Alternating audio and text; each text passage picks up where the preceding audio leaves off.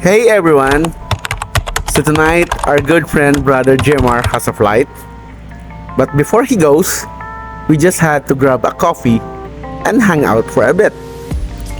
Here we are at Dunkin' Donuts, just talking, laughing, sharing stories. You know, those little moments that make life feel a little slower and sweeter, even if just for a short while. It's funny how a simple coffee and a good conversation can make you realize how much you'll miss someone when they're gone. So we're making the most of it. So cheers to friendship, safe travels, and these small moments that really matter. Let's enjoy this kwentuhan before heads off to catch his flight. Let's go!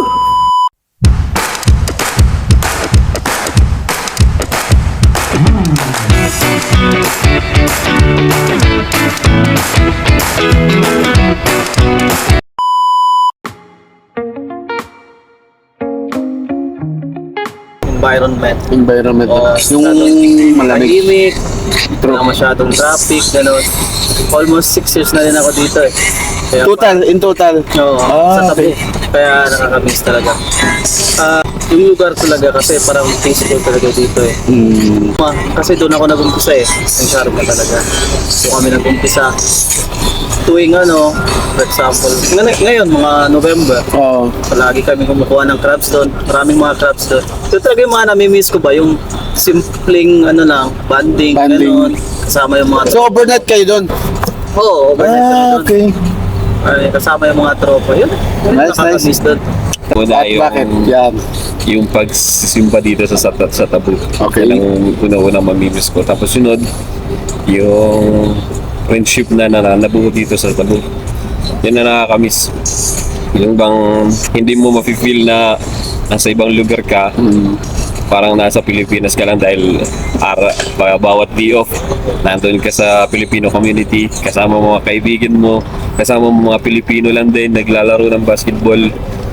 Parang hindi mo mafe-feel yung yung layo ng trabaho at saka yung homesick ba.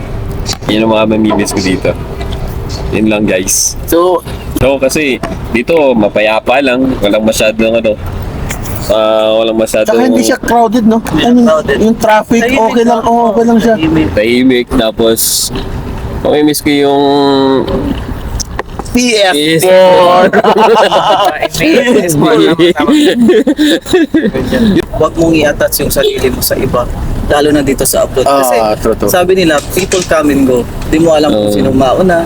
sino yung mga alis. Yan lang talaga. At yung tanong talaga, ano ba yung mas masakit o mas mahirap? Yung iniwan o yung nang iwan? Ano? Yung mga ganong talaga, Pero senaryo. ikaw kayo sa tingin mo, anong mas, kasi ikaw yung aalis kasi I think mas mahirap yung Maiwan. mang-iwan. Yung alis. Ikaw yung iwan, yung alis. Mas mahirap yun eh. Kasi sometimes di ka pa ready.